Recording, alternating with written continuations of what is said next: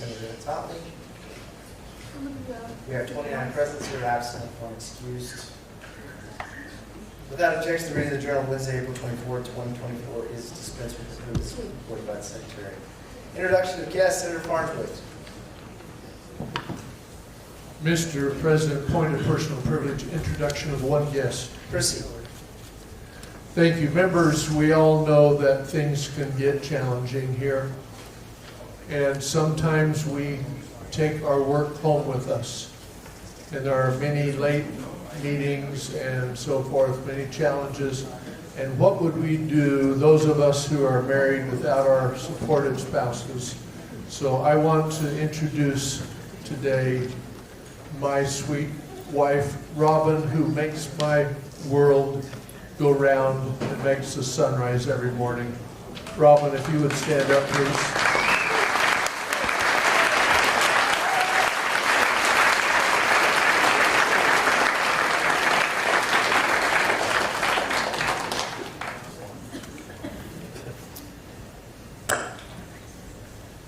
Okay, so I've been informed the children. We're going to have to move the children from the front of that balcony. You guys are going to have to go up near the back. We had somebody a few years ago fall. And we need to be safe. So we're going to have somebody direct you guys. Probably have you guys stand up along the back, but just, anyways, be careful.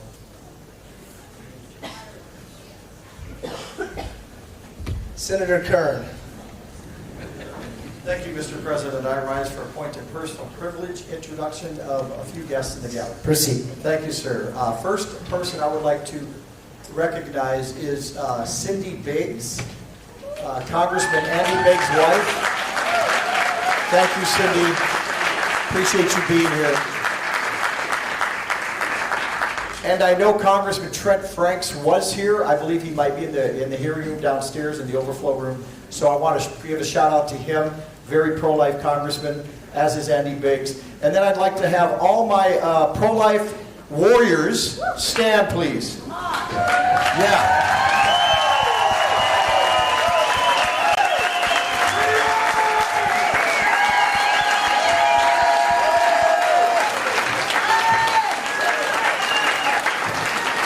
Thank you for taking time out of your Wednesday to be here and watch this vote. Pray for our state, pray for our country. Only Jesus Christ is the answer. Thank you. Thank you, President. Welcome to the Senate. Senator Rogers. Mr. President, I rise for a point of personal privilege to introduce special guests also in the gallery. Proceed. If these fine folks who are pro-life and family friends, please rise when I say your name.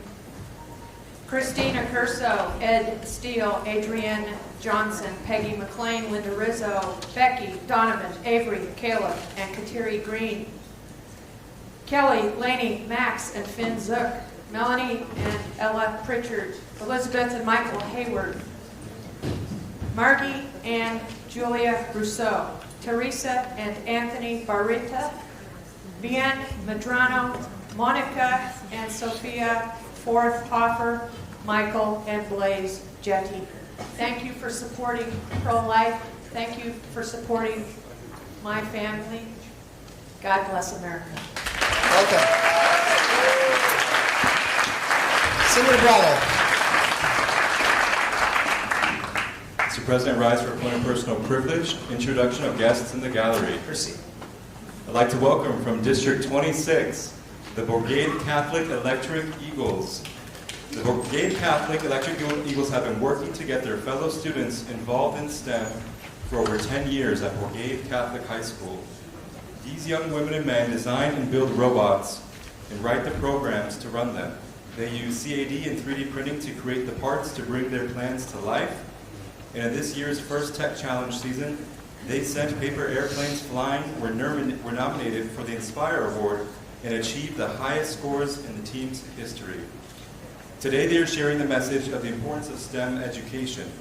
They want people to know that STEM, robotics, and working as student techs give them lots of experience in problem solving, collaborating, leadership, and service to the community. Welcome to the Senate.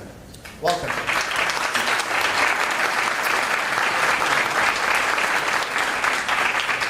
Senator Kerr. Madam Whip.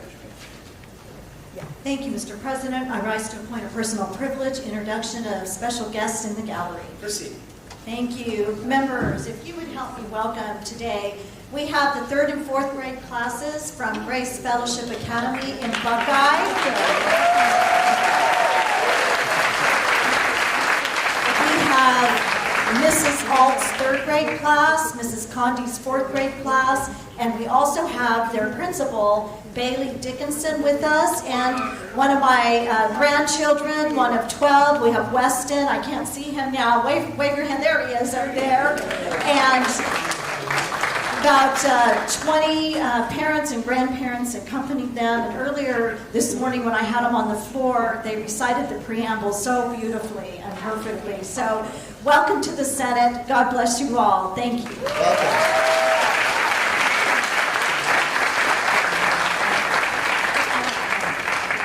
Senator Shan. Thank you, Mr. President. I rise for a point of privilege, introduction of guests in the gallery. Proceed. Thank you, Senator Bravo. I too have robotics teams here. So members, today is Robotics Day at the Capitol, as you heard, and I have 2 schools from my district in LD 29 that have sent their robotic teams down to showcase what they have learned. Trivium Preparatory High School Robotics Club has 2 teams here along with their mentors. Those teams are the Trivium Nightmares and the Trivium Night Lights. Are you up there? Are you downstairs? I'm not quite sure where everyone ended up today with so many guests in the gallery. From Litchfield Park, we have the Beat Patrol Robotics team.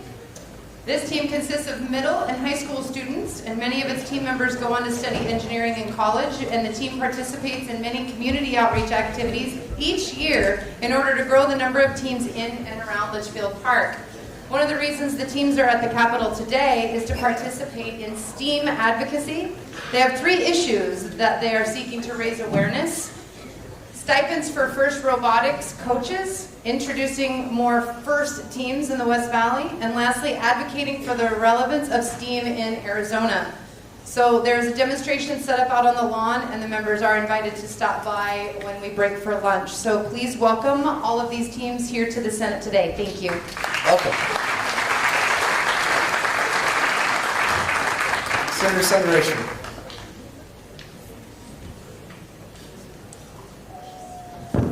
Thank you, Mr. President. I rise for a point of personal privilege, recognition of Asian American Month. Proceed. Thank you. This is May 1st. May is Asian American, Native Hawaiian, Pacific Islander Heritage Month. And over on the House side, I know that there are a number of Asian community leaders across Arizona who have gathered.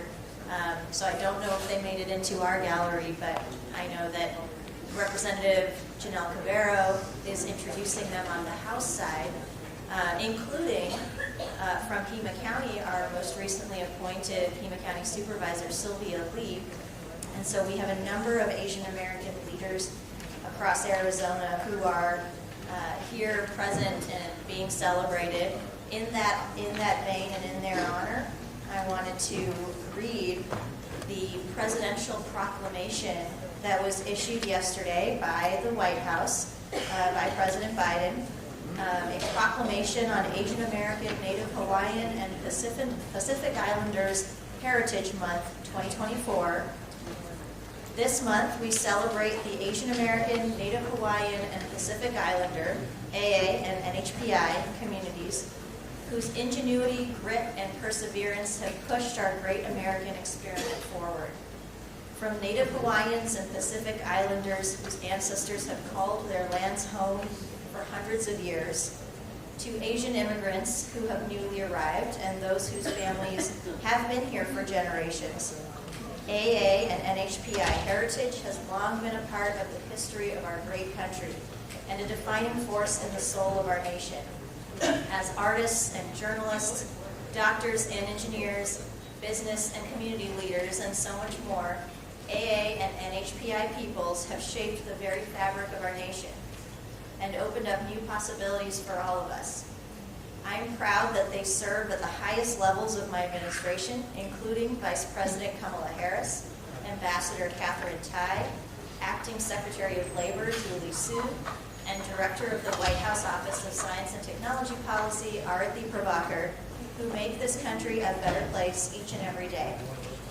This year, we are also celebrating the 25th anniversary of the White House Initiative and President's Advisory Commission on Asian Americans, Native Hawaiians, and Pacific Islanders who work across government to advance equity, opportunity, and justice for AA and NHPI communities. I've always believed that diversity is our nation's greatest strength. That is why I launched the first ever national strategy to advance equity, justice, and opportunity for AA and NHPI communities. This strategy works to harness the full potential of these communities, from combating anti-Asian hate to making government services accessible in more languages. To ensure the legacies of AA and NHPI peoples are properly honored in the story of America, I signed historic legislation that will bring us closer to a National Museum of Asian Pacific American History and Culture. I also issued a presidential memorandum to consider expanding protections for the Pacific remote islands to conserve this unique area's significant natural and cultural resources and honor the traditional practices and ancestral pathways of Pacific Island voyagers. And I signed the Amachi National Historic Site Act to establish a memorial honoring the 10,000 Japanese Americans who were unjustly incarcerated there during World War II.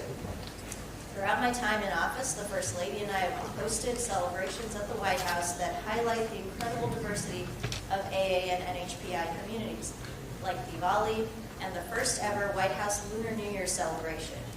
This year, to ensure that the full diversity of AA and NHPI communities is seen and valued as new policies being made, we updated the federal government standards for collecting data on race and ethnicity for the first time in over 25 years. Meanwhile, we are creating new opportunities for AA and NHPI communities by building an economy that works for everyone, including investing in AA and NHPI small businesses and entrepreneurs. Since I took office, the Small Business Administration provided over $22 billion in loans to AA and NHPI entrepreneurs. We have seen the results. During my administration, we achieved the highest Asian American employment and entrepreneurship rates in over a decade. Last year, the First Lady and I witnessed the absolute courage of the Native Hawaiian people and Hawaii's Asian American and Pacific Islander communities when we visited Maui in the wake of the devastating fires. The destruction upended so many lives, and yet the community showed up ready to help rebuild stronger than before. My administration has their backs. We are committed to making sure Maui has everything the federal government can offer to heal and build back better and as fast as possible. Throughout these efforts, we remain focused on rebuilding the way the people of Maui want to build by respecting sacred lands, cultures, and traditions. Racism, harassment, and hate crimes against people of AA and NHPI heritage also persist. A tragic reminder that hate never goes away, it only hides. Hate must have no safe harbor in America. That is why I signed the bipartisan COVID-19 Hate Crimes Act, which makes it easier for Americans to report hate crimes. And I also hosted the first ever White House Summit against hate-fueled violence. We're also working to address the scourge of gun violence, which takes the lives of too many AA and NHPI loved ones. I signed the most significant gun safety law in nearly 30 years. My administration has taken actions to expand background checks and fund efforts to strengthen red flag laws to keep Americans out of harm's way. Senator Asian, you should be doing introduction to guests right now. Okay. You want to introduce your guests? Well, I think, as I mentioned, I think they're on the House side. I'm not sure if Okay. we're able If to you get have to comments, this. we'll do that at the end under points of personal privilege. Okay. It was basically almost done. So, thank you to the President Yep. of the United States for recognizing Asian Americans. Senator Epstein.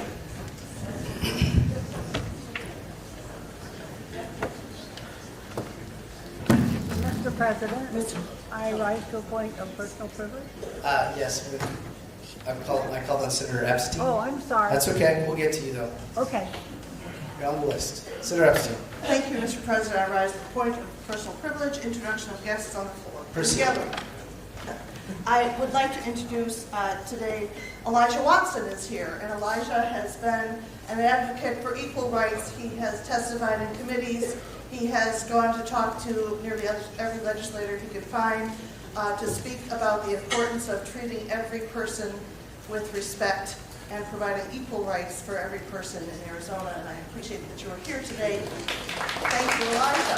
Welcome. I have a couple more. Okay. Today also, Kathy Sigmund is in the gallery, and Kathy has been a tremendous advocate for public education in every way that you can imagine. She has also opened up her driveway to bring people in to talk with incumbents and talk with legislators, talk with school board members, just a little driveway party. Come and talk with the people who you have elected to represent you. Kathy has been our wonderful neighborhood advocate, bringing people together in so many wonderful ways, and that's what makes democracy work. So thank you, Kathy. Welcome to the Senate. Welcome, Kathy. Melinda Iyer is also in the gallery today, and we appreciate all the work that she has done. She is our watchdog on everything legislative. She has written newsletters. She convenes people together to talk about bills and talk about the work we do and talk about where Arizona should be going. She has activated and trained many people on RTS. She has come to the legislature to talk with legislators about what's best from her perspective. And again, that's what makes democracy work. When anybody and all of you are here and you come and you talk to us about this is how this bill will affect me and this is how this bill will affect the people I know. That kind of advocacy is what makes America work. It's what makes Arizona the home we love. So also thank you, Melinda Iyer, for being here today. Welcome. And one last point. To the students who are here with the robotics team, I have to tell you, it is so cool to hear the work you're doing.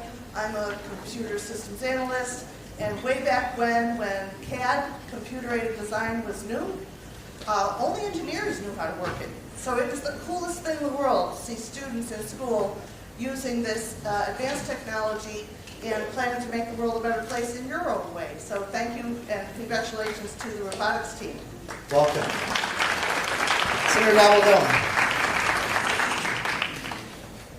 Mr. President, I rise for a point of personal privilege, introduction of guests in the gallery and the overflow room. Proceed.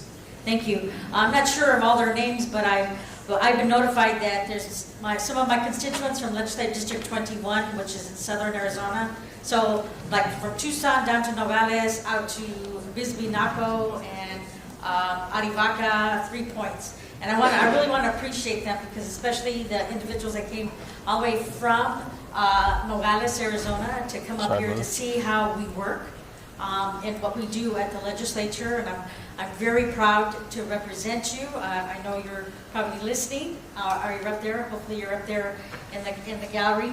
It's just so tremendously wonderful to represent individuals that want to learn about the legislative process, that they're here to hear how we work and how we communicate, because as one of them said, we can't get anywhere unless we listen to each other. So I'm very grateful that they came up from the journey down all the way to the south, and hopefully that they'll enjoy hearing us discuss our legislative process, how we debate, how we have conversations, and how we work together, because again, it's very important that we communicate. Thank you, Mr. President. Thank you. Welcome. Senator Marsh. Thank you. I rise for a point of personal privilege, introduction of guests. Proceed. Thank you.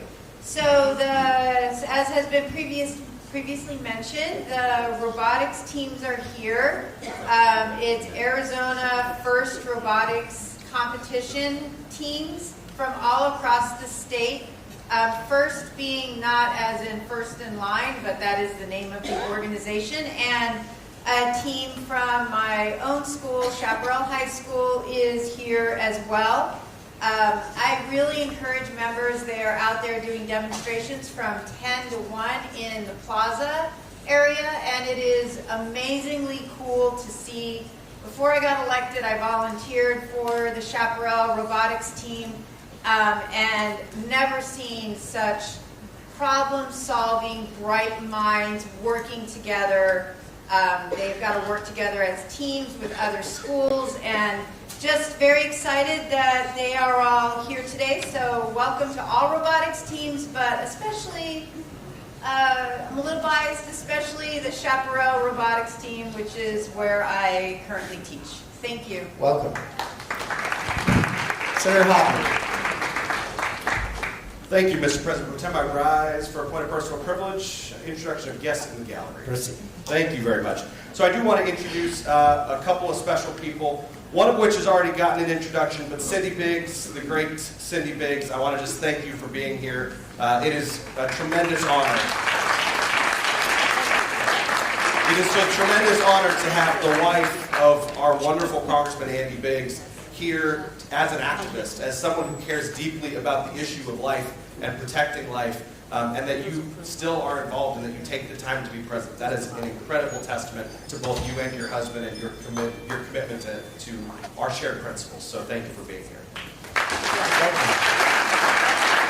Next, I want to introduce a great friend of mine, but more importantly, an educational leader, rivaled by few in our state. If Shelley Boggs could stand up. Shelley Boggs. Yeah, that's right. Welcome home. Shelley Boggs, I just want to say thank you to everything that you have done for our state. Thank you to everything you've done for the children. You know, for those that don't know, Shelley has been a career and technical education teacher for a decade. She was a college and career specialist. She has been a wildly effective conservative school board member, serving on the EVIT school board, working on projects to help foster children and to ensure that our students in the East Valley have career and technical skills so that when they graduate, they don't have to waste money if they don't want to on a woke college degree, but they can instead choose to go right into pursuing a career that makes them a great living. You know, Shelley Boggs doesn't just stop with her public service when it comes to elected office. Shelley Boggs also takes her free time because she cares about children. And, you know, she invented a wig alternative for children fighting cancer that went totally viral on the internet, and it changed the lives of so many children and women who lost their hair due to their battle with cancer. These are the types of things that great leaders in our state do, and Shelley Boggs, you are one of them, so welcome to the Senate. Thank you for being Welcome, Shelley. Thank you. All right, Senator Alston, that's you. Thank you, Mr. President. I rise to a point of personal privilege. Robotics Day. Okay. Mr. President and members, Phoenix Union High School District has a number of robotics teams, and I join with my fellow members in recognizing what a wonderful opportunity that is for our many students.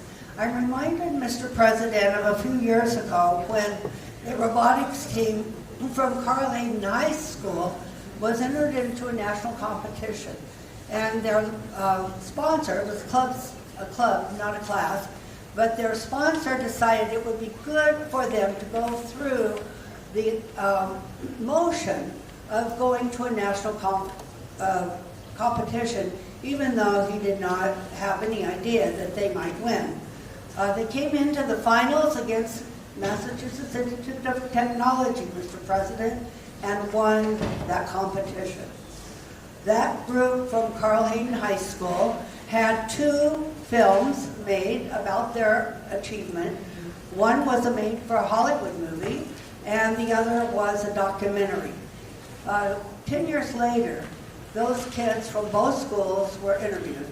And of course, the kids from MIT had wonderful opportunities for their future. While our kids from Carl Hayden, only one had achieved a college education.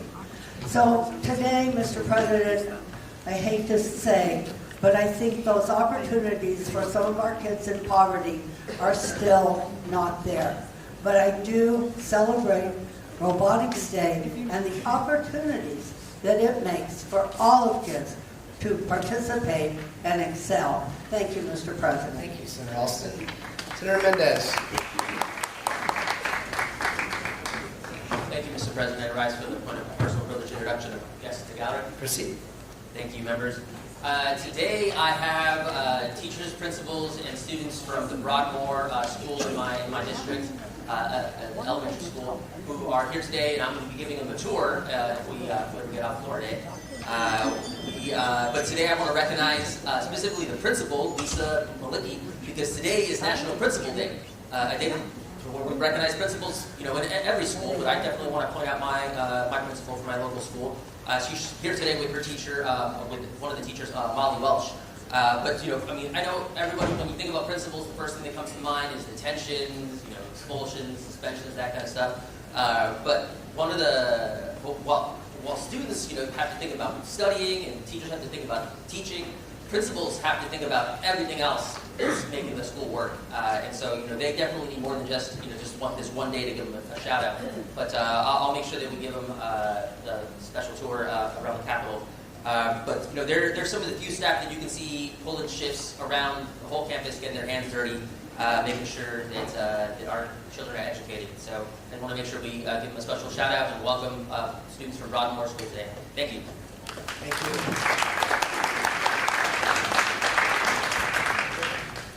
Senator Hernandez. Mr. President, point of personal privilege, introduction of guests in the gallery. Proceed. Thank you. Just have a couple quick intros. I wanted to introduce Mary Macklin from Sun City Festival Dance Club and Donna Duran from Verado Dance. I think they're in the gallery or maybe in the overflow. And, there. Hi. Thanks for being here. And then also some of our partners from Opportunity Arizona are here, and they do a lot of work with workers, around workers' rights and all kinds of other rights. And I say that because today is May Day. So for everybody that didn't know, today is May Day, something that is celebrating, sorry, I can't remember everything. So it's a day that commemorates the historic struggles and gains made by workers and the labor movement observed in many countries today on May 1st. Thank you. Thank you. Mr. Majority Leader. Yes, Mr. President, I rise for point of personal privilege to introduce a guest to the gallery. Proceed. Thank you, Mr. President. Members, please welcome David Rose from Lake Havasu City. He's another one that decided to complicate his life and run for Lake Havasu City School Board. Welcome to the Senate, sir. Senator Birch. Thank you, Mr. President. I rise for a point of personal privilege to introduce guests in the gallery and in the overflow. I think that my microphone has been cut short, but I'm going to make this work anyhow. First, we have a number of individuals who are here from Planned Parenthood or from the Planned Parenthood Advocates of Arizona who I want to introduce as a patient of abortion care in Arizona myself, and specifically as a patient of Planned Parenthood, where I was given such superior care in such a difficult time in my fertility. I want to welcome Angela, Erica, Amen, Michelle, Andrea, Khadijah, Isabel, And from Reproductive Freedom for All, my very good friends Jody Liggett and Nina Salmon, and also supporters Anwar and Shan. And on a slightly different subject, today is National Interpreter Appreciation Day, and I have a constituent, Jennifer Wyman, who is an interpreter of sign language, but globalization has really made it very difficult to operate off of just one or two languages, and especially in the hospital setting where I worked for so long, it's so critically important that we have people there who can help us to make sure that our patients are being understood and heard and that they're getting the best quality of care. So thank you so much to those guests who I introduced and also to all of the interpreters who help provide services to patients here in Arizona. Thank you. Thank you. Welcome to the Senate.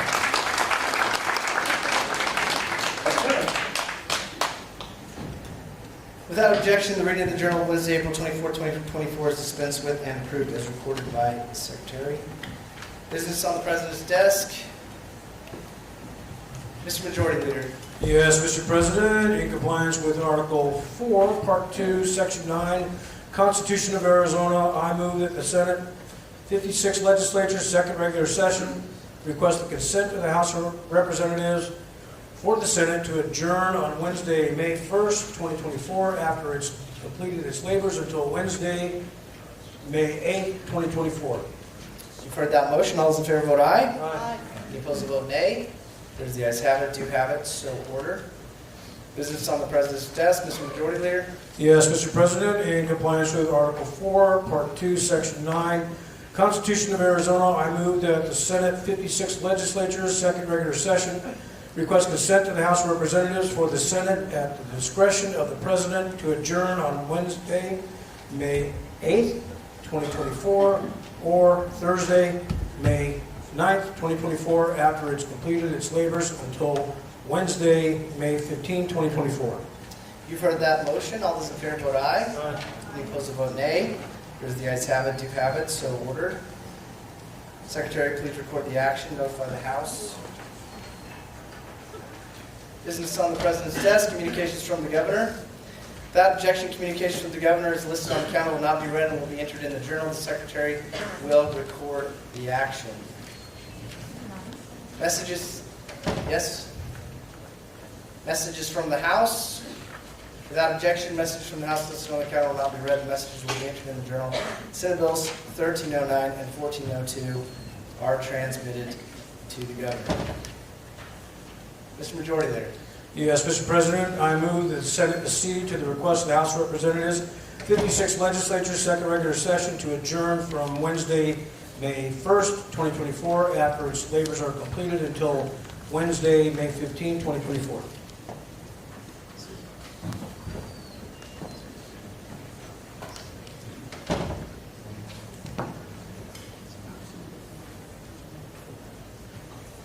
You've heard that motion. All those in favor vote aye. Aye. Opposed vote nay. There's the ayes have it, do have it, so ordered. Senator Hernandez. Mr. President, I make a motion notwithstanding Senate Rule 2, I move that House Bill 2677 be first read immediately, substituted immediately for Senate Bill 1734, which is identical, and be brought immediately for third read. And if the measure garners the requisite 16 votes, the President or the President Pro Tem is directed to immediately sign the measure in open session, and the Secretary is directed to immediately transmit the measure to the House, and I call the previous question. Second. Mr. President. Okay, the previous question has been moved. The motion before you is the adoption of the previous question. Senator Hoffman, did you have a point of order? Okay, she moved the previous question. Senator Hoffman. All those in favor will vote aye. Any opposed will vote nay? No. Here's the nays have it. Division has been called. All those in favor of the division will rise. Any opposed to the division will rise next. All those in favor, please, of the previous question, please stand.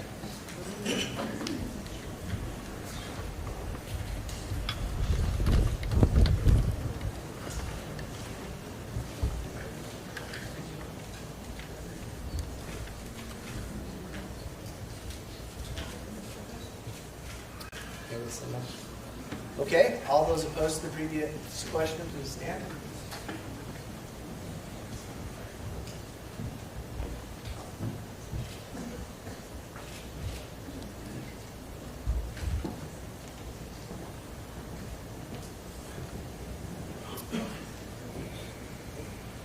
By the votes of 16 ayes and 14 nays, the previous question has been adopted. The Senate will vote on Senator Hernandez's motion.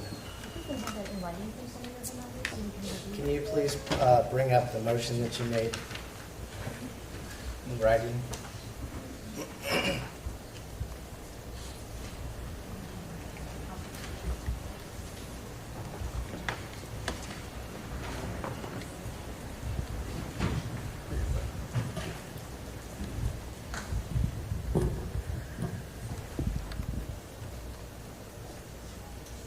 The motion that has been brought forward before the body is as follows. Notwithstanding Senate Rule 2, I move that House Bill 2677 be first read immediately, substitute immediately for Senate Bill 1734, which is identical, and be brought immediately for third reading. If the measure garners the requisite 16 votes, the President or the President pro tem is directed to immediately sign the measure in open session, and the Secretary is directed to immediately transmit the measure to the House.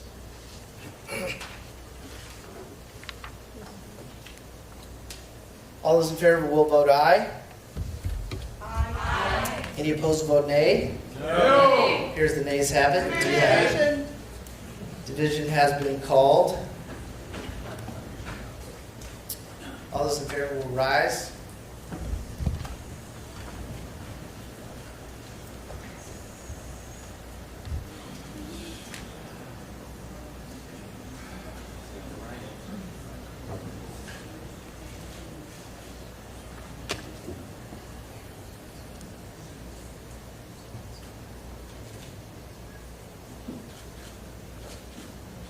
Okay, all those opposed, please rise.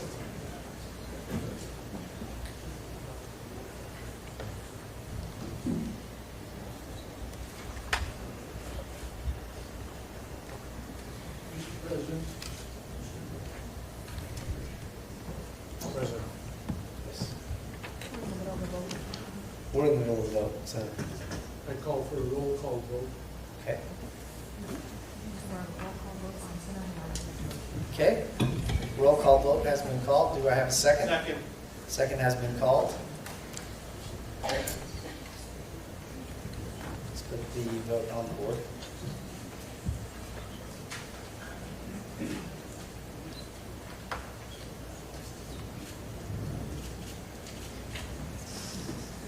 The system is now open. All those in favor, please vote aye. Any opposed will vote nay.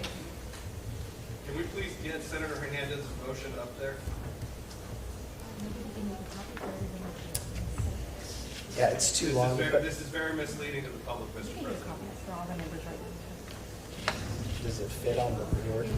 It doesn't fit on the screen, but we can give everybody a copy. Mr. President, this is not about the members of the body. This is about members of the public. That does not tell anyone what they voted on today. Did you want to explain your vote, Senator Hoffman? Mr. President, I rise to explain my vote. Proceed. This is misleading to the public, what you've done here. Okay? And as the head of this body, I'm specifically asking you to please direct the clerk to put even an abridged version of what this motion is for. It does fit on the board. Okay?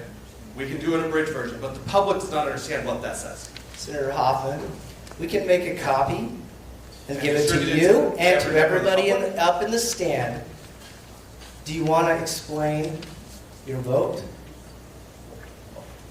Please explain why you're voting, how you're voting. Mr. President, I vote no because this is misleading to the members of the public. Not only those that are here in this room, but also the thousands, probably tens of thousands that will watch this online. This is misleading to them. I vote no. Senator Hoffman votes no.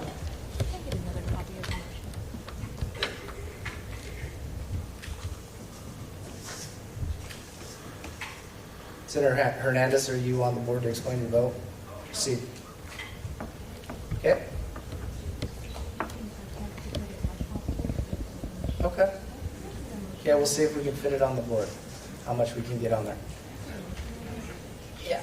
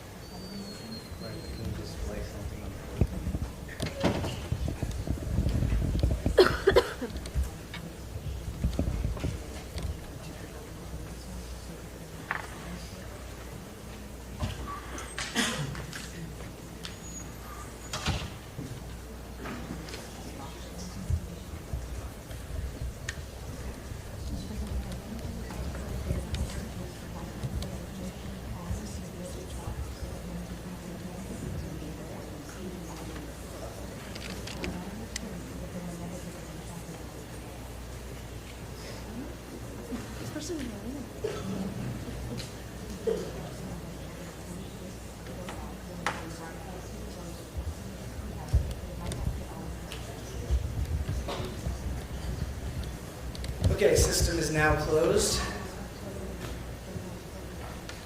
Oh, okay. Before we close it, before I close the board, I'm going to put the motion, we're going to try to find a way to put the motion up on the board. I'm going to have to remove the vote. And I'll see the motion. Thank you, Mr. President.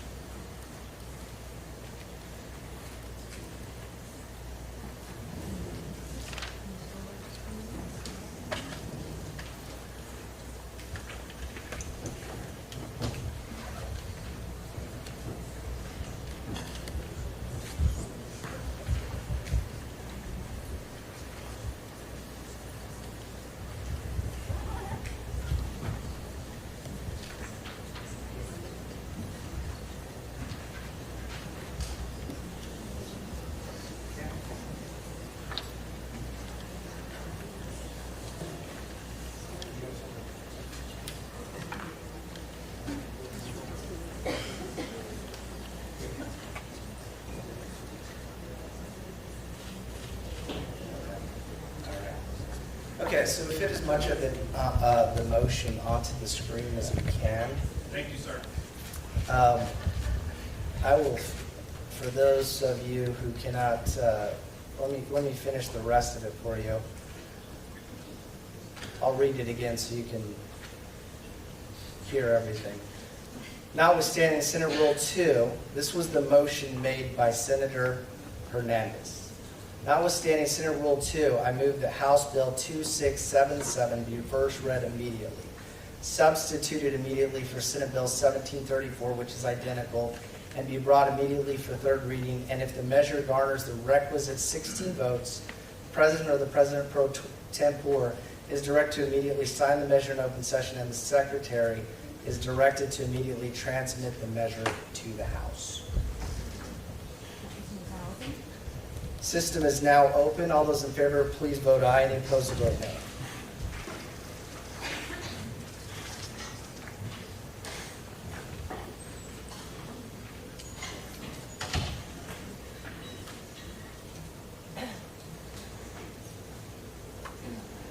Senator Farnsworth. Mr. President, I'd like to explain my vote. Proceed.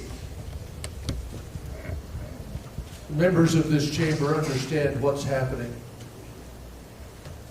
For the folks in the gallery and the people at home who are watching, this is a classic example we refer to as the legislature being rolled, where in this case, our Democrat colleagues who are very good at sticking together, they have been almost always they vote together. Unfortunately, on this side of the aisle, we are not so good at doing that. You can see on the board, there are the names of 2 Republicans who have joined with the other side to change the procedure. And I will suggest to the people in the gallery that if you like what you hear, there's in etiquette, you can raise your hands and wave them. That is applause in a silent manner. I just want to make sure everyone understands, and I have seen this. I've been in the legislature 3 times. I've seen this happen a number of times.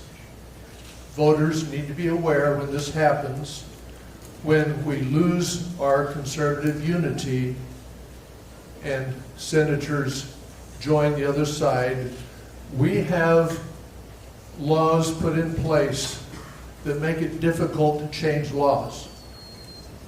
According to the rules, every bill is supposed to be read out loud. We have not done that for years.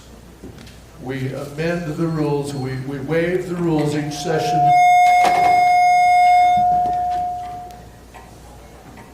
So that we can read the bills by name and title only. Keep praying, guys. And this is an example of how we have made exceptions for years of reading name and title only.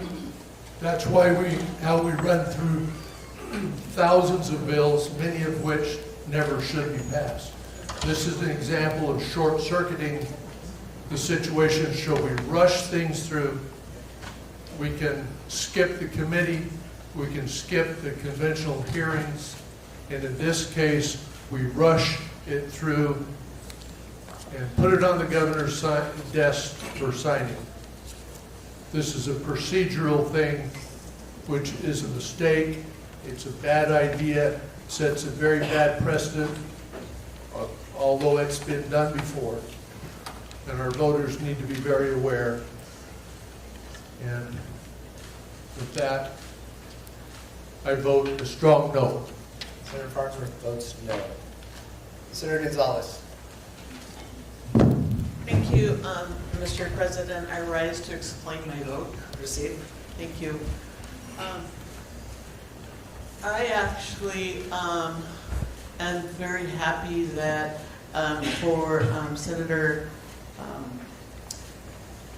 Farnsworth to do this explanation and for Senator Hoffman to request that the motion is put up on the board, because at the beginning of every session, for several sessions, I'm the lone person that is objecting for this body to read bills by title and short names only, because the public is not able to realize what we are voting for, as was said earlier on this motion.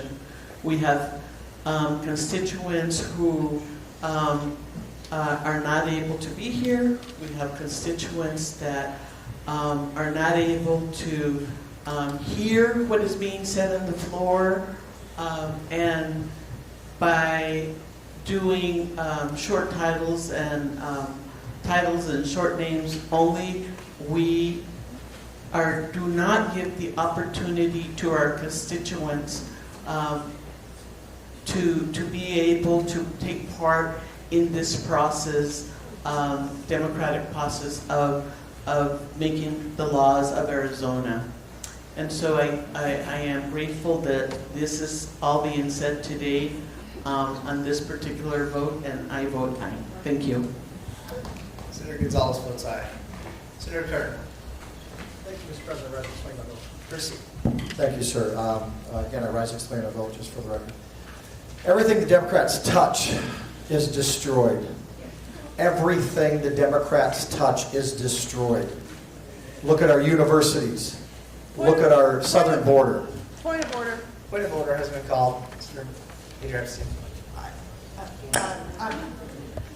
Yes, Mr. President, Rule 19 indicates that one member shall not impute, meaning infer, that another member is acting in a way that is contrary to what's appropriate for the Senate. And I think that saying that all Democrats would do that is inappropriate for this body. Mr. President, Senator Kern. as evidenced on the board, all Democrats do. Senator Kern. Yes, sir. So what the rule states is we will not impugn any member. If you want to speak to the policy they're putting forward, you can speak to the policy. It's important that you're not speaking to them specifically. You're speaking to somebody outside of this body, about somebody outside of this body, that is allowed. But you may not impugn the motives directly to a member. Thank you, sir. Thank you, Mr. President. So the Democrat, everything the Democrat Party touches turns to destruction or is destroyed. The voters know that. And as Mr. Farnsworth just said, this is a fast track to put a bill on the board for us to vote without going through committee, without it being read. It was a bill that was voted, that was codified into law in 1977 by a Democrat governor and voted in favor of by our own Senator Leela Alston. So why are we fast tracking this? We don't need to. We do not need to do this. This really wouldn't even go into effect till the election. And with the ballot initiative that's going on the ballot, the abortion ballot initiative by the Democrat Party, that will be on the ballot. So why are we rushing this is my question. And I'm explaining my vote to let the voters know this is not the way we usually do things. This is rolling the caucus. They elected us to be the majority. I've been down here 8 years. We've never acted like the majority, in my opinion. And I want to thank Senator Farnsworth for calling out the two Republicans that are agreeing on that board. We should vote this down. We should talk about our strategy and go from there. We have not done that. And with that, I vote no. Senator Kern votes no. Senator Hoffman. Thank you, Mr. President. I rise to explain my vote. Chris. You know, as my colleagues have said, this is what it looks like when you get rolled. And it doesn't happen very often, but when it does, it is always to the detriment of the people of this state. I go back just a few years to when Obamacare was put in place. That didn't help people. It caused premiums to soar. It caused access to care to go down. That was because Republicans rolled their colleagues and passed Obamacare, a Democrat policy, into law in this state. I go back just 2 years, and it was Democrats and 2 Republicans, actually it might have been a couple more, but in this chamber I believe it was only 2, who rolled the rest of the Republicans to give in-state tuition and scholarships to illegal aliens. Not just DACA students, which is what they tried to sell it as, but if you look at the letter of the law, and if you look at how it intersects with federal law, it was to give any illegal alien who met the criteria access above and beyond the priority of our citizen students and those who came here the legal way, to give them access to our in-state universities. That is destructive. It is not in the best interest to put those who break our laws ahead of those who follow our laws. In this case, we are getting rolled again by 2 Republicans. Unfortunately, to repeal one of the best strongest pro-life measures in the country.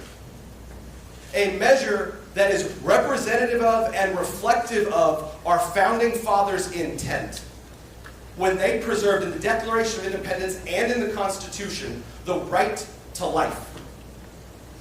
That is what's happening right here today, is Republicans are abandoning the founding fathers' principles and our Republican Party platform's principles to join with Democrats to expedite a near total repeal that will allow 95% of all abortions to continue, 44% of which are surgical abortions, where they will tear children apart limb by limb and then crush their skull. It is disgusting that this is the state of the Republican Party today. I proudly vote no on this atrocious motion. Senator Hoffman votes no. Senator Hernandez? Thank you, Mr. President. I rise to explain my vote. Proceed. Thank you. I think a lot of members here are experts on rolling because it happens a lot when we represent nearly half of the constituents of Arizona. I don't consider this rolling. When we start the session, rules are made. Those rules are used to conduct business in this chamber. I have used those rules to conduct business in this chamber. I will continue to use the rules to conduct business in this chamber. This bill is a one-line bill, and it reads, for those of you that think that we have not been transparent in the process, because this bill has been introduced multiple times, has never gotten a reading, so we use the rules that were established in this chamber to conduct business in this chamber for the people of Arizona. And it reads section 13-3603, Arizona Revised Statutes, is repealed. And with that, I vote aye. Senator Hernandez votes aye. Senator Miranda? Thank you, Mr. President. I rise to explain my vote. Proceed. It's funny that what we're hearing on the other side are only two people that are running for Congress. This is not a campaign time. So let's move on with business, and I vote aye. Senator Miranda votes aye. Senator Bennett? Mr. President, I'd like to explain my vote. Proceed. I'm pro-life and I am voting no against the motion, but I just want to stand in support of every member of this body being able to vote their conscience. And I support the two in our caucus that are not voting with the others. But this is not a rolling, in my opinion. This is each member of this body having and exercising the right to vote their conscience. And that's what we're seeing on the board today. That's all it is. I vote no. Senator Bennett votes no. The system is now closed. Mr. President. Senator Hoffman? Thank you. Do you need to read the vote count? Yes. Did you have something? No, go ahead. Before I close the board? By your votes of 16 ayes, 14 nays, you have passed MIS 013. Mr. President. Senator Hoffman? Mr. President, I move that HB 2677 be amended as follows. Page 1, after line 3, insert a new section, 13-3604. 133604 reads, a person who performs an abortion for a person who was a victim of rape or incest shall report the abortion, and other relevant information to the law enforcement entity in the jurisdiction with which it was performed. Amend title to conform. And I request a roll call vote. Second. Substitute motion. Can I call the question? And I call the previous question, sir.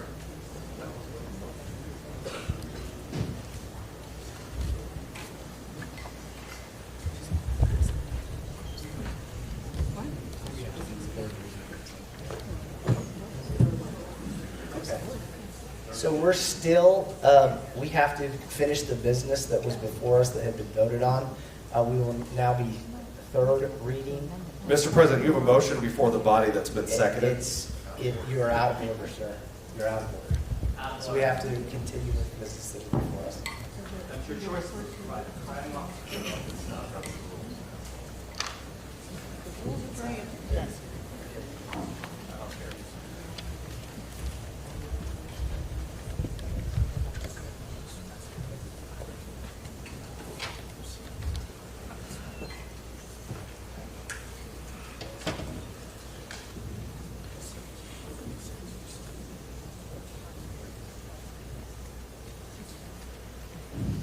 Chris.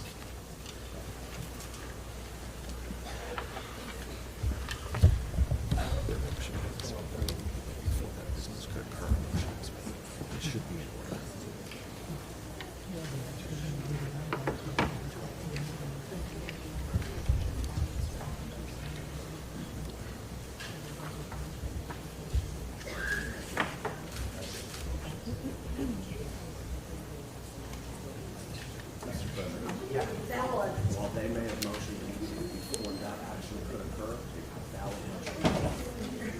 So You are out of order by motion of the body. No, that's not what our rules attorney says. The rules attorney says So that I will it's let the the rules choice of attorney the talk to presiding Susan. officer. So Susan, what did you explain to him? All I'm saying is that he is very clear. Most of the chair will do that. He's going to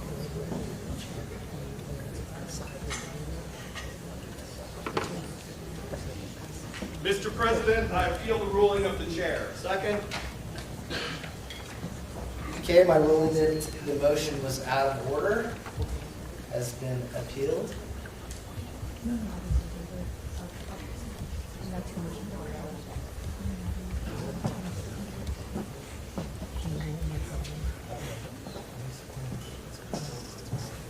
So the motion is if the ruling of the chair shall stand. All those in favor Roll vote call aye. vote, please. Excuse me? Okay, roll call vote has been called. Please put it on the board.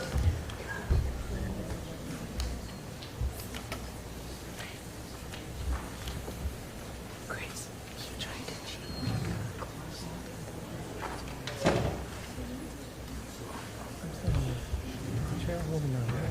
So the only thing we can do is to go. So we're good to go.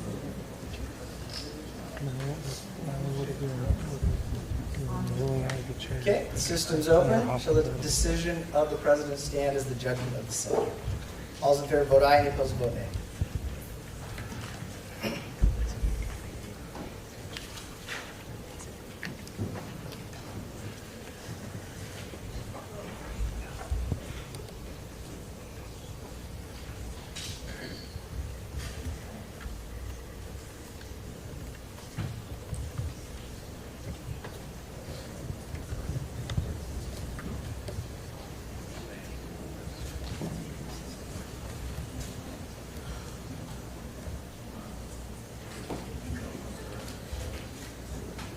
Senator Hoffman?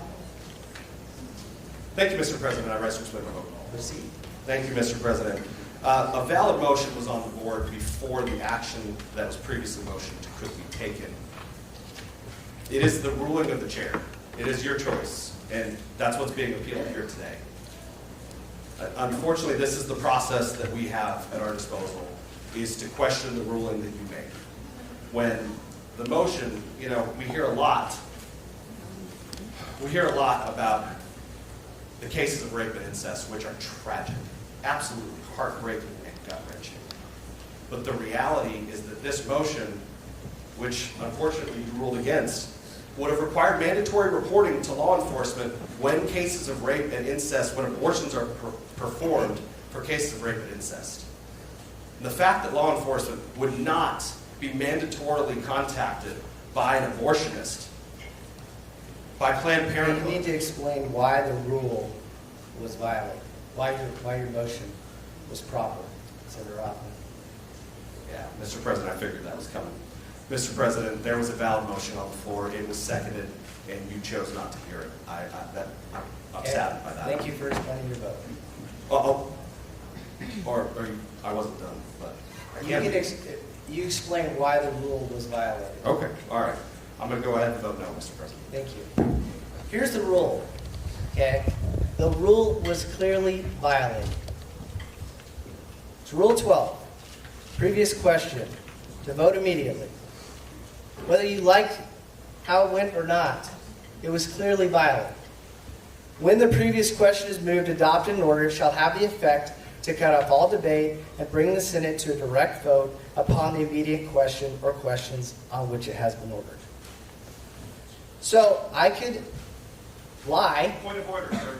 Point of No, order. I am explaining my vote. No, you have been recognized already. You have already voted. And explained your vote. You've already explained your vote. I could have lied.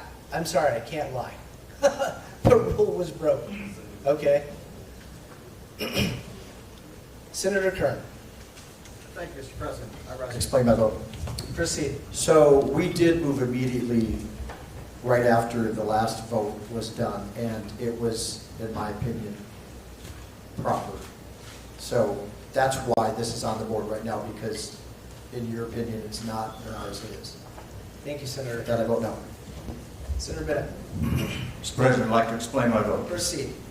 I'm supporting the ruling of the chair because the body had voted just prior to the motion that you ruled on that if the measure garners with the requisite 16 votes, the president or the president pro tem is directed to immediately sign the measure in open session, and the secretary is directed to immediately transmit the measures to the House.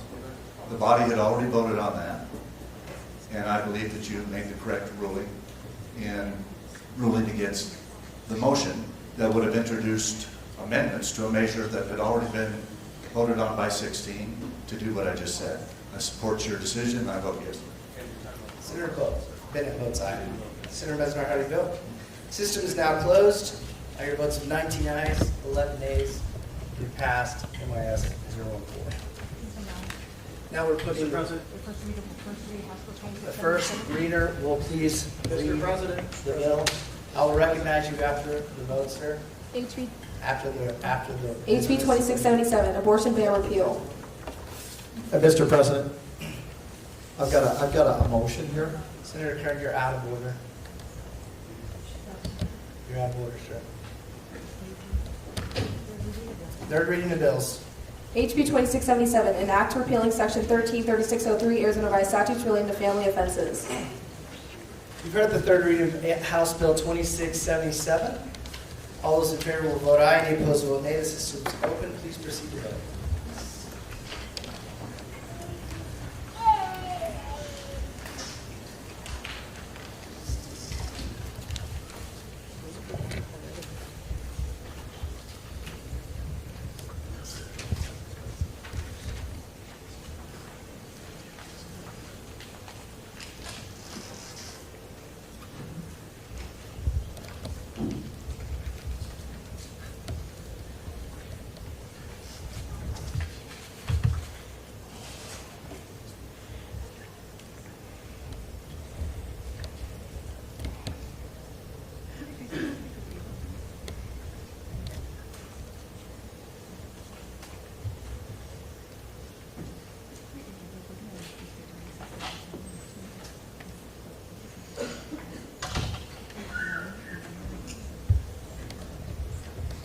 Senator Bullock, Mr. Majority Leader, Senator Hernandez, Senator Hoffman, Senator Kern, Senator Mesnard, Senator Sundaration, and Watzak. How do you vote?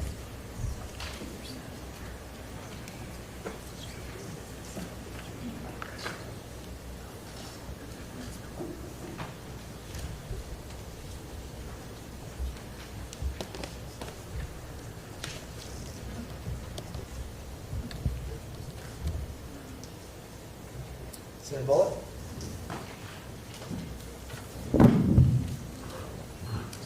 Yes, Mr. President, I rise to explain my vote. Please proceed. Thank you. It isn't unusual for Arizona to generate headlines. In mid-November 2022, Phoenix, Arizona made national headlines. In one news article, the headline read, "Body of preborn child found set ablaze in Phoenix homeless camp." Later, we learned the burned body was of a deceased preborn child estimated to be between 20 and 24 weeks. As many people know, a child of this age born prematurely would have had a chance of survival. Yet in January of 2023, the current governor threatened the legislature that she would line item veto programs supporting homeless pregnant women, like the Homeless Pregnant Women's Services. Since 2018, the state's budget included dollars for the Homeless Pregnant Women's Services that supports nonprofits like Maggie's Place.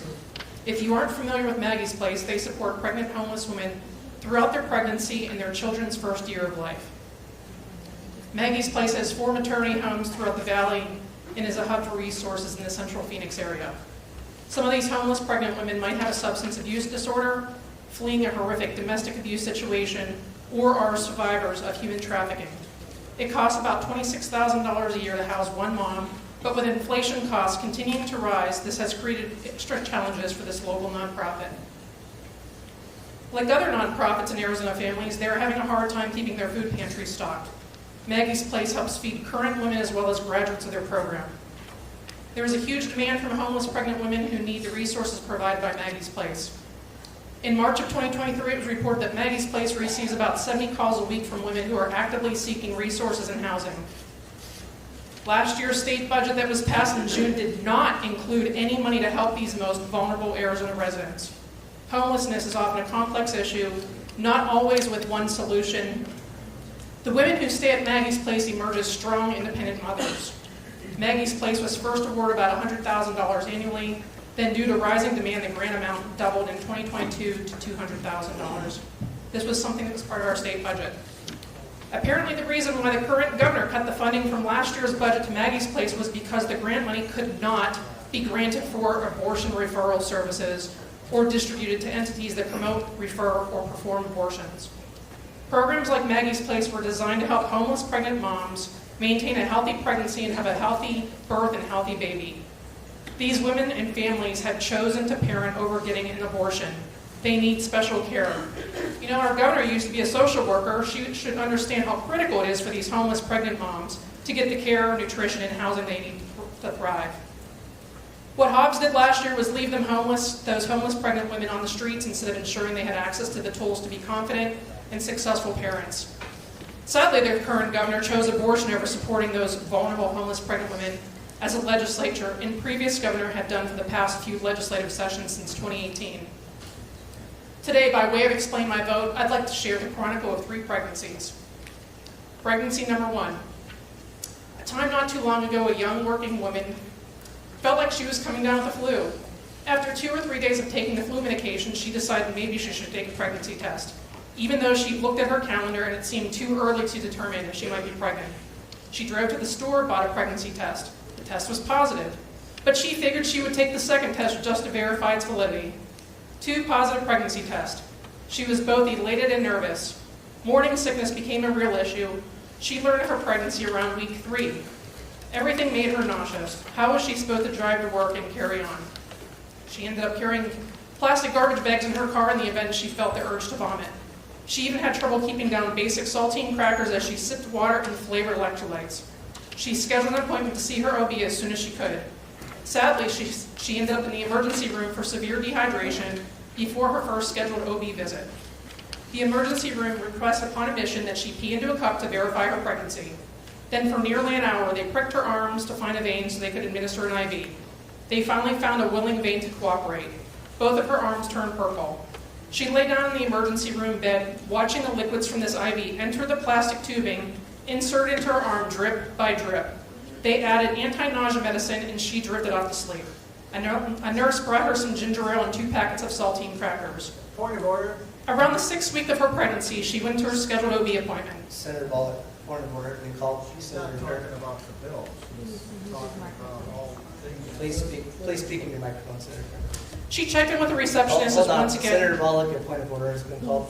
Thank you. Please rise and make your point of order. Yeah, I'm just asking if she would stick to the repeal of the bill. She's kind of going off in a number of areas, but I would ask that she stick to what's on the board. Okay. The request, Senator Bullock, is that you make your comments germane to the bill. At her first appointment, this young woman was given the option at a future appointment of having a transvaginal ultrasound. The doctor told this woman it was likely too early to detect the baby's heartbeat, but at another appointment, the doctor would order a transabdominal ultrasound. The doctor reaffirmed morning sickness was normal and would hopefully subside after her first trimester. Order has been called. Senator Hoffman. Thank you. Mr. President, this bill is to repeal a ban on abortion. The good senator from District 2 is not speaking to the bill of repealing an abortion ban. She's speaking to any number of other things. This bill is specifically to repeal the abortion ban. Senator Allow Ballot. abortions, Mr. Senator President. Ballot, can you please explain how your comments are germane to the bill? I will continue. The doctor also offered to write a prescription for an anti-nausea medication since the C-band nausea relief wristbands were not working. At the same appointment, Senator Ballot, please, I need you to explain why your comments are germane to the bill. the comments are germane because not every pregnancy is the same. Okay, proceed.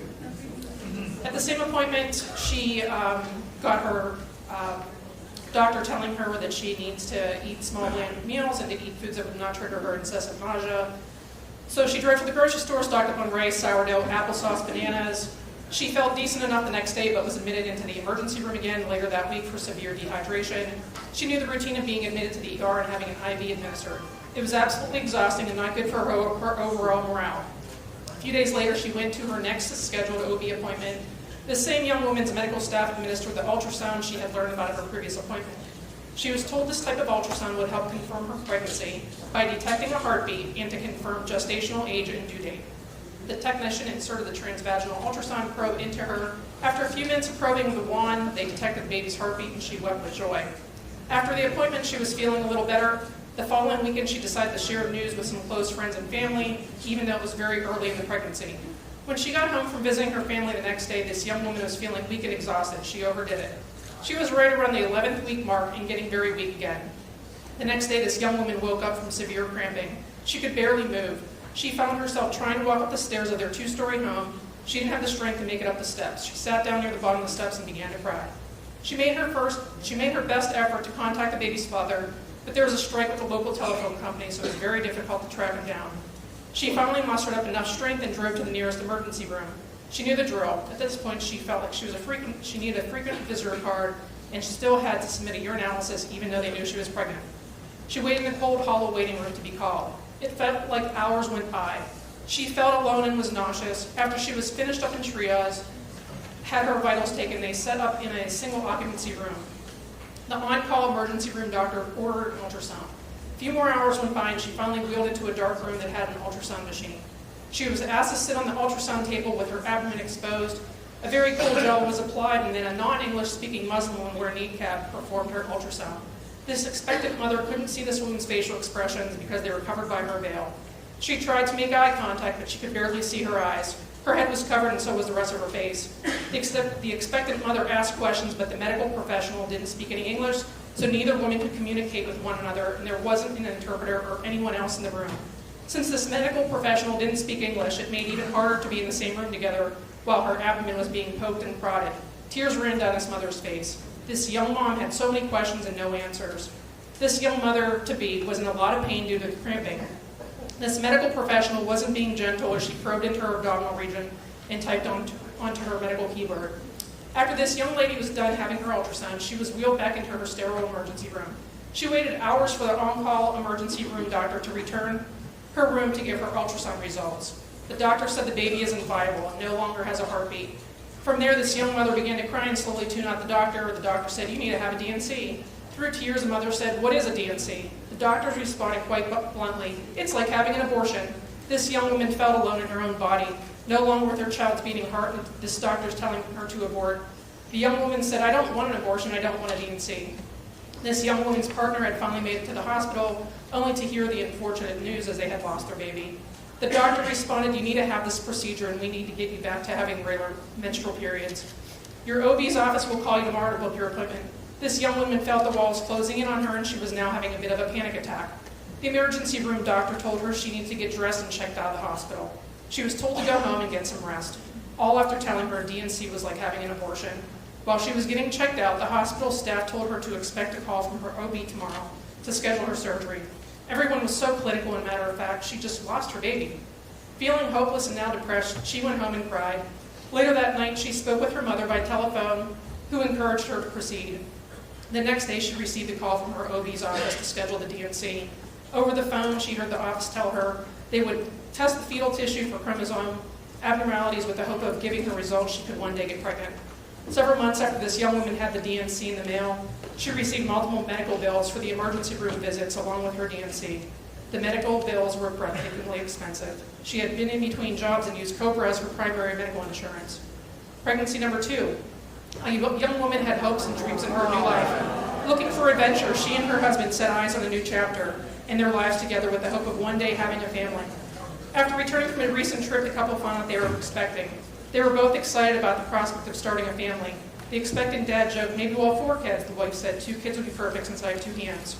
As they made plans to welcome a baby into their family, the expectant mother found herself hospital-bound with hyperemesis. She was losing weight, not gaining weight. Her diet mostly encompassed canned peaches, grape-flavored Propel, and lemon-flavored Luna bars during the first trimester, along with Flintstone vitamins. Any odor set her nausea in motion. A few weeks later, she was driving home. She was T-boned by a large Dodge Ram. Since the driver hit her vehicle on the driver's side, her OB ordered an emergency ultrasound at the 12th week to check on the baby and the placement of the placenta. During this ultrasound, the baby's gender was revealed, but needed to be verified at a later appointment since it was far too early to be accurate. For the next few months, this couple spent time preparing for their baby together. Having hyperemesis during her entire pregnancy, she prepared the baby's nursery. A few months before her due date, she attended childbirthing classes, and they highly encouraged writing up a birth plan. In her birth plan, she said she wanted to bond with the baby by breastfeeding early on. She wanted to master latching with her baby, and she didn't want supplemental baby formula for her baby. She also skipped the last class dedicated solely to C-sections. She had thoroughly read several baby books designed for expecting parents and figured she doesn't need to sit through a class in her 3rd trimester to hear what she had already read. Near the end of her pregnancy, this couple switched hospitals and OBs because they weren't comfortable with some of the very large hospitals which their previous doctor was affiliated. They thought they looked more like baby factories than birth centers. Her due date was approaching and she was sent to the hospital. The medical team determined breaking her water would hopefully speed up her labor since she was already dilated. She labored for many hours without an epidural. Her husband applied pressure to her lower back to help ease contractions, but her husband was concentrating on eating Ben & Jerry's ice cream as her contractions became more painful. He reassured her that they would get through this and the ice cream would help keep his strength up to apply pressure to her lower back. Point of order! Point of order, Mr. President.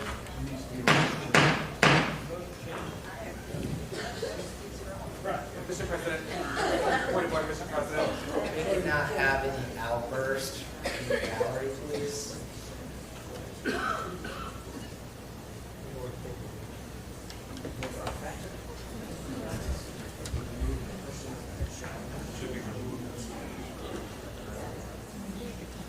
Point of order has been called. This is point of order. It's fine. Okay. Senator Bullock, can you please summarize your explanation of your vote? Sure. Somewhere in the middle of the night, she used her call button and requested pain meds. After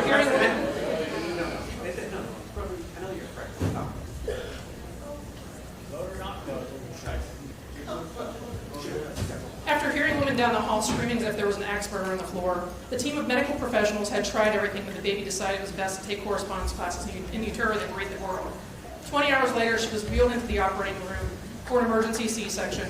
They prepped her for this emergency surgery. Shortly thereafter, they prepped her abdomen, and it was horizontally cut open to bring life to her baby outside the womb.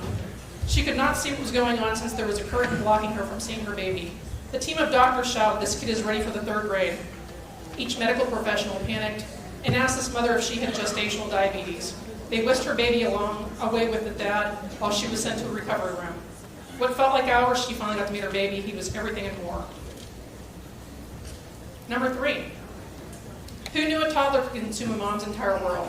She planned her days around adventure, learning, and exploring the world. Her life came to a near stop when she found out she was pregnant again. About a month into her pregnancy, she started to bleed. Her OB requested she get an ultrasound immediately to check on the baby. She was diagnosed with placenta previa. She was no longer able to pick up her toddler or do the normal chores she routinely did.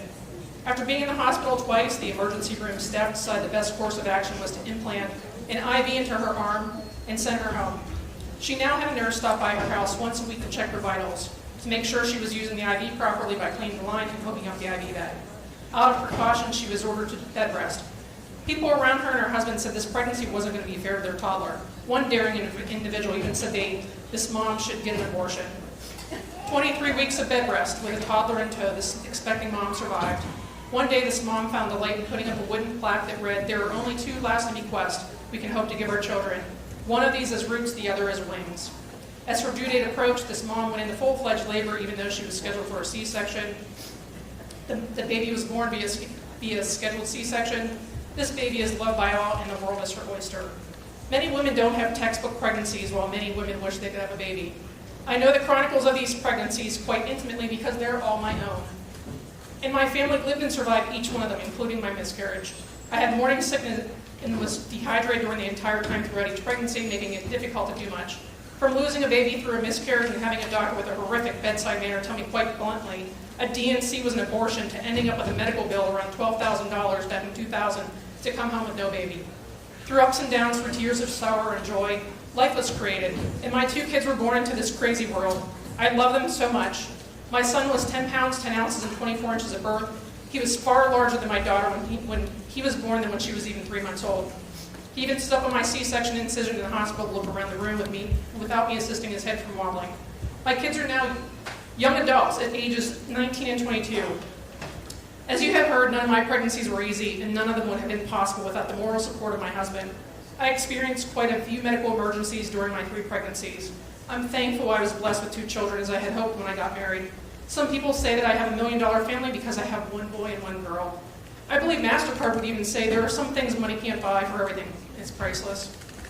Having a D&C in my first trimester because the baby wasn't viable was very tough. Would Arizona's pre-roll law have allowed me to have this medical procedure, even though at the time my life was not in danger?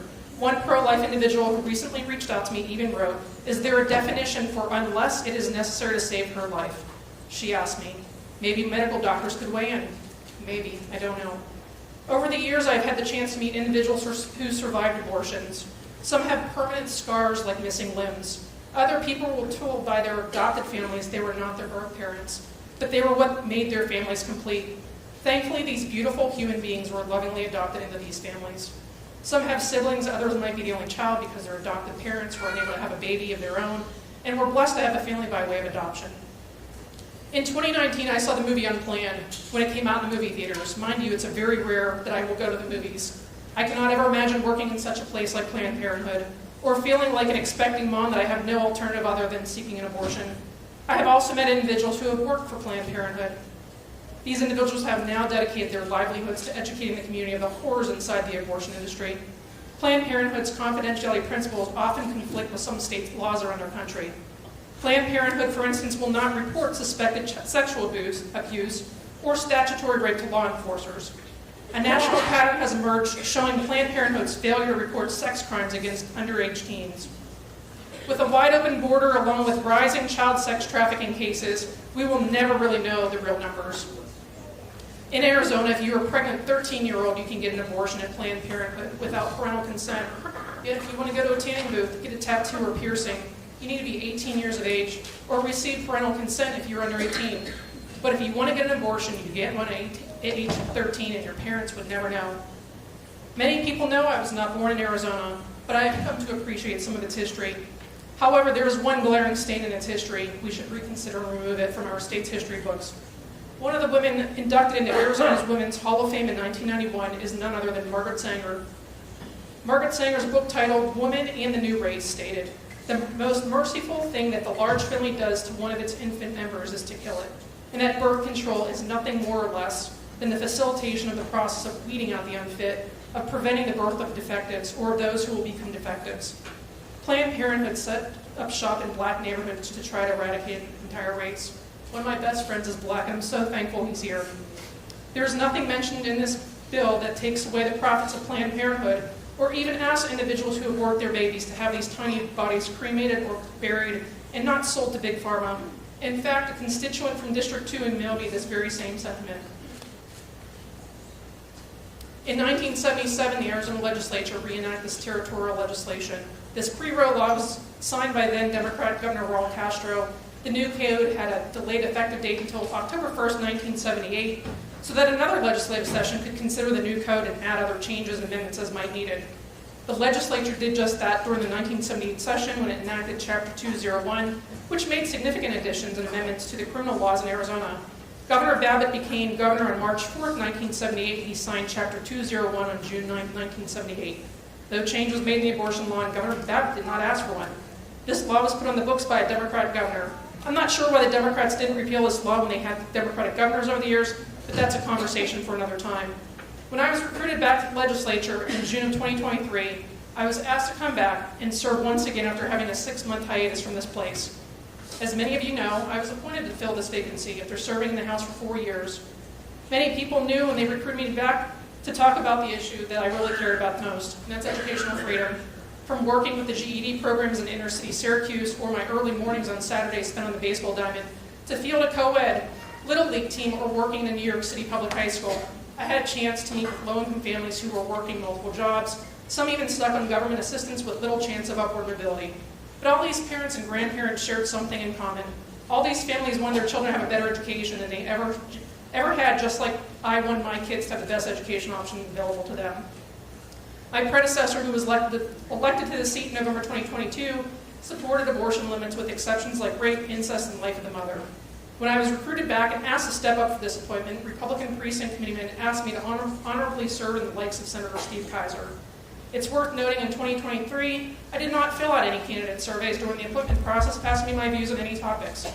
On June 26, 2023, 122 Republican Precinct Committeemen in my legislative district assembled and voted to add my name to the list of 3 names sent to the Maricopa County Board of Supervisors.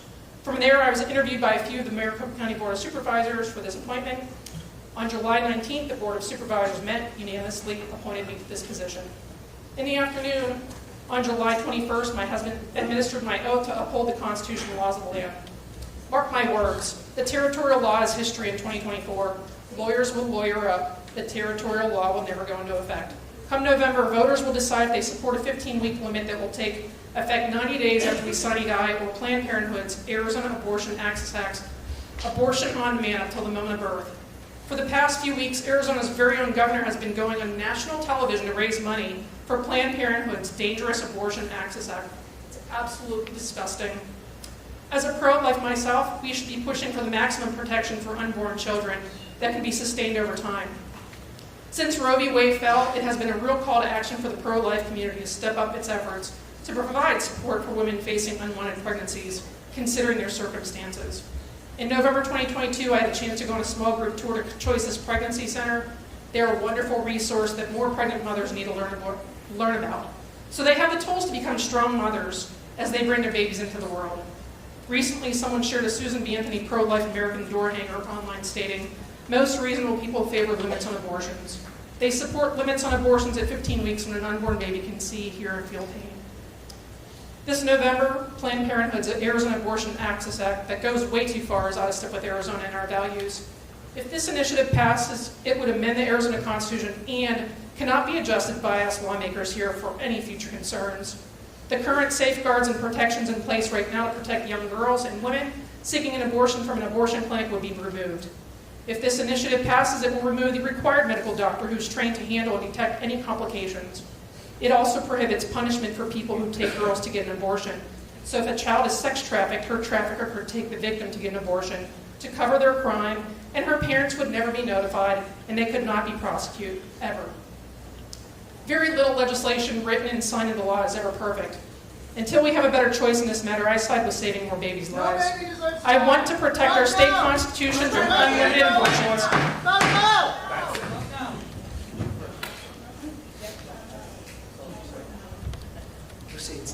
I want to protect our state constitution from unlimited abortions up until the moment of birth with Planned Parenthood's Abortion Access Act. I am here to protect more babies. I vote aye. Senator Ball votes aye. Senator Sundaration.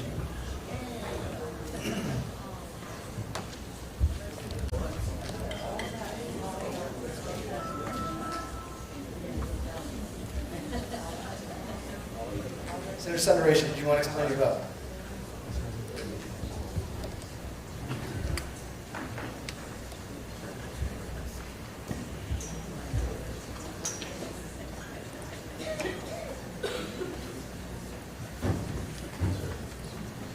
Would you you wish to explain your vote on Senator Sundaration? Okay, Rosa, go ahead. Okay. Yes, thank you, Mr. President. I rise to explain my vote. This is a clear statement that the legislature does not want the territorial ban to be enforceable, and I vote yes. Senator Sundaration votes yes.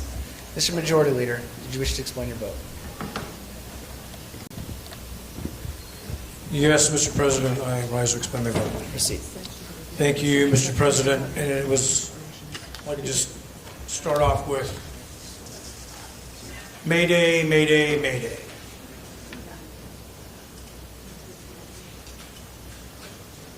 Ladies and gentlemen in the gallery and folks watching online, what you just witnessed was a violation of the process. A complete violation of the process. No committee, no debate in committee of the whole. We have to do it here during third read. When everything was bypassed, no committees, no discussions. And yes, it's been highlighted that they call it the territorial law. That's a false narrative. Completely false narrative. It's been spoken already about. It was spoken about in the House. It's spoken here today. Because in 4 years after Roe was decided, in 1977, a Democrat governor, a Democrat-controlled Senate, voted for what we should actually call it the Statute Realignment Bill. Because that's actually what it did. Now, if we could have had a committee of the whole, or even in maybe a debate in committee, we could have actually found out, what the reasoning is, and maybe explanation or justification when somebody who's actually an eyewitness to that in 1977 is actually a current senator now. But we don't have those answers because we didn't have a debate. But unfortunately, this false narrative, and it's been perpetuated by the progressive propaganda partners purposely perpetrating a false narrative. It's not the territorial law. It's not the statehood era law. It's the 1977 law. It was codified, recodified. Numerous opportunities. But I'll give credit where credit is due. What's the hurry here, right? Because, your partners in the media, they even highlighted it in one of our local publications, that the Democrats have seized onto this to enjoy a political fundraising boost from the 1864 law without seeing it going into effect. It's verbatim. I won't give credit to the author. His head will get too big. One day you will face a just and holy God. Hey, now, please. Okay, Mr. Are we going to uphold the quorum? Hang on. Ladies and gentlemen, please, in the gallery. Okay, we know why you're here. We are different than the folks that 2 years ago tried to bust into the Senate where DPS was called and had to apply tear gas right after the Roe decision. Those pro-choice people rioted and broke into the building and vandalized. You are not them. Please maintain order.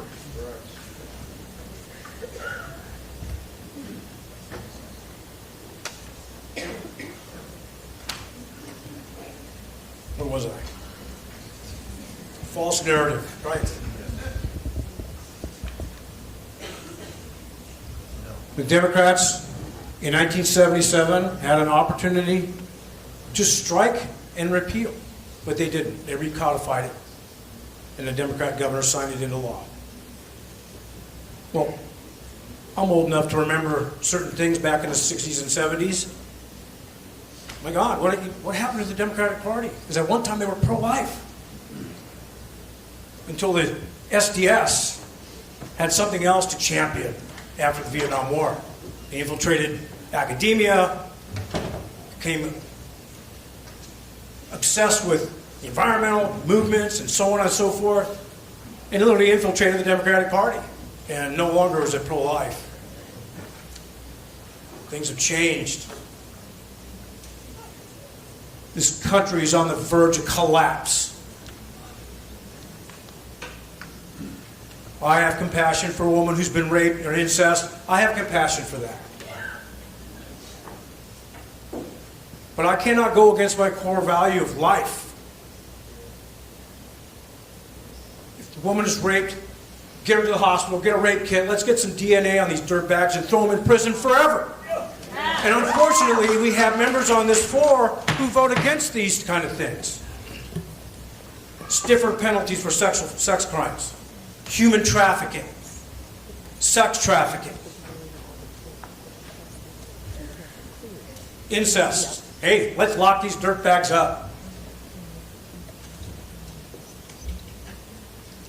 And if you do get your partner pregnant, and you don't stand up as a man to take care of that child, I condemn any man who won't do that. I adopted my son from a marriage when he was an adult. Yes, I raised him since he was 6 years old. Guys have problems with that, and man doesn't. But we have party opposite who keeps wanting to divide and, cause, toxic masculinity. When you see somebody being assaulted, you better pray that some toxic masculinity man goes over there and saves you. We have men in uniform. That's toxic masculinity. Women, God bless them, that are in uniform. I served in the Marines for 20 years. I had women in my charge. I wouldn't have traded for 10 guys in some of these jobs.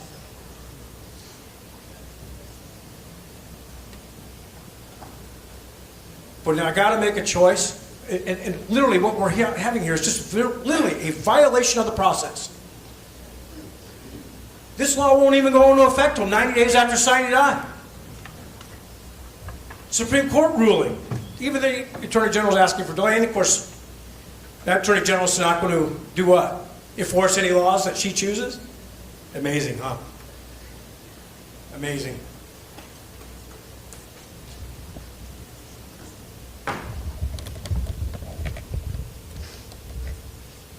I'm not a perfect man. I have my flaws. May not even be a righteous man. But if I got to choose between life of the unborn, unfortunately, on the circumstances, men need to step up. Take care of business. Take care of your children. Even if you're not going to get married. But the process has been violated. This is the wrong answer for this to be happening this way. For example, there should have been amendments on this. Rape, incest. Should have been on there. But we were all robbed of that opportunity for debate and reason. Nothing we do here is perfect. Nothing is written in stone. It's written in black and white. It's written on paper. So we can amend it. We can fix it. We can adjust. But we throw away good for perfect.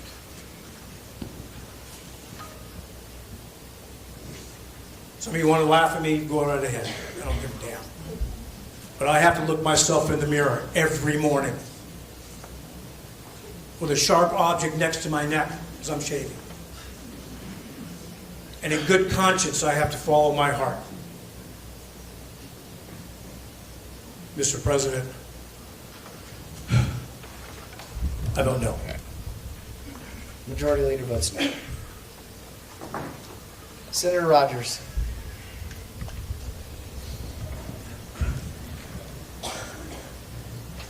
Mr. President, I rise to explain my vote. Proceed. We live in Arizona, the hardscrabble West. And in 1864, I believe our territorial forebears got it right. Because life is unassailable. Life in 1864 is no different than life in 2024. 160 years later, life is precious. And I'll hear my colleagues say, but it's politically expedient for us to moderate. It's politically pragmatic for us to find middle ground. It's politically astute because we might lose votes. We might lose the legislature. We might lose the presidential election. We might lose federal elections.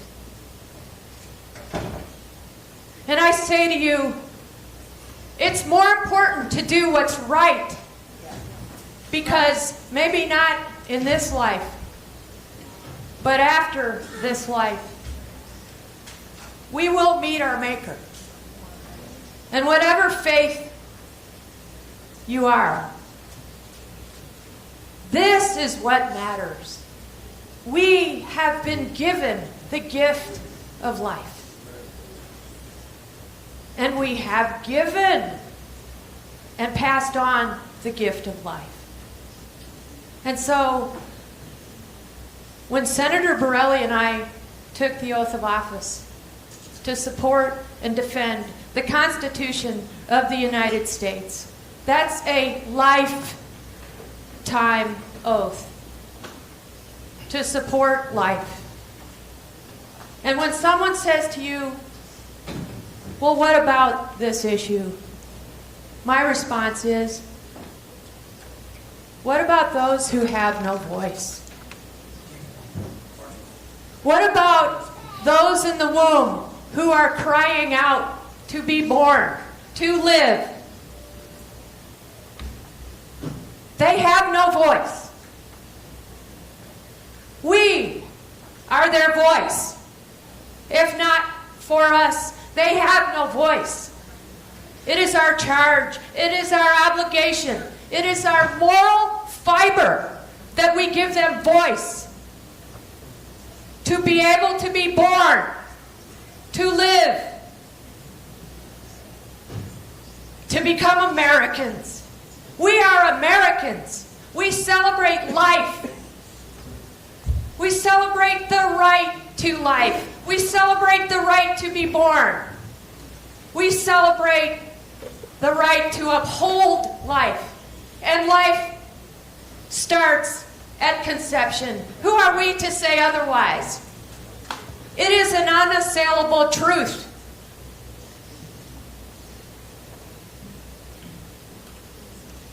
They got it right in 1864. We need to continue to get it right in 2024. And with that, I vote nay. Senator Rogers votes nay. Senator Kern. Thank you, Mr. President. Rise and explain my vote. Proceed. Thank you. I didn't know we could have 30-minute explanations, but bear with me, sir. The epitome of delusion is saying I am pro-life, yet voting to repeal an abortion ban. I've heard that on the campaign trail. I'm pro-life,